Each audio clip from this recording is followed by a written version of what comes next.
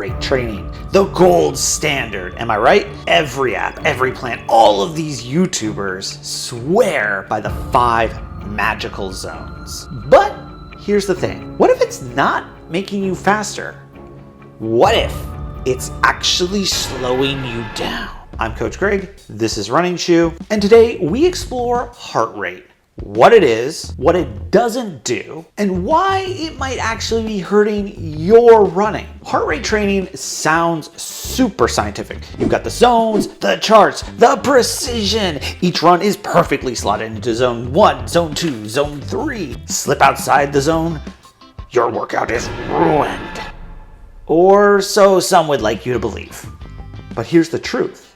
Your body doesn't care what zone you're in. It cares how you train.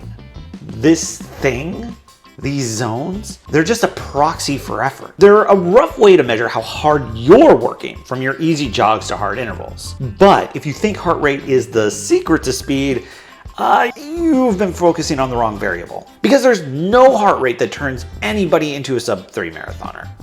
That's just not how any of this works. Everyone's heart rate is different. Devices are sometimes wildly inaccurate. And factors like sleep, caffeine, heat, stress, hydration, thinking about the new Buffy the Vampire series and how it can never be as good as the original and why would they do that? Why would Hollywood want to ruin my childhood? All of that messes with your heart rate. Because these zones are based on kind of estimates, but not your actual physiology. And I actually know someone who has a personal story about this.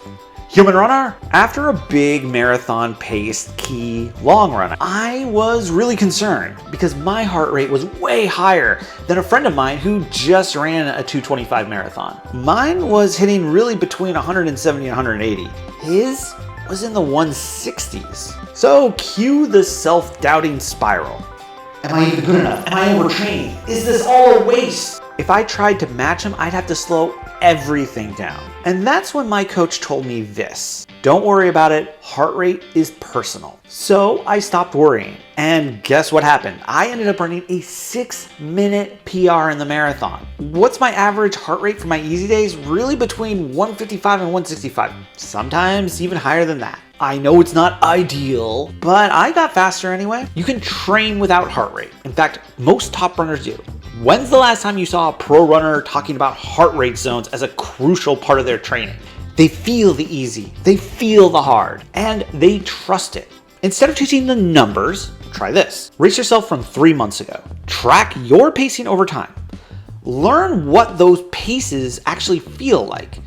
Get an idea of what your effort scale is, and then maybe you'll get a relative heart rate for yourself. Because this isn't all about building through the numbers, it's about building through the reps. Oh, look, I am not anti-data. I love data. But more than data, I'm pro-body. If your training feels like a math problem, you might be focusing on the wrong things. The goal is not to stay in zone 2 or zone 3.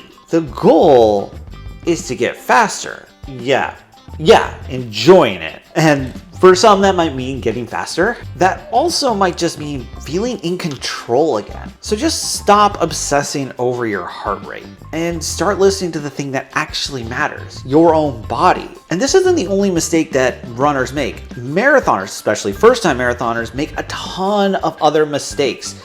But if you want to avoid those mistakes and run your best on race day, click this video right up here.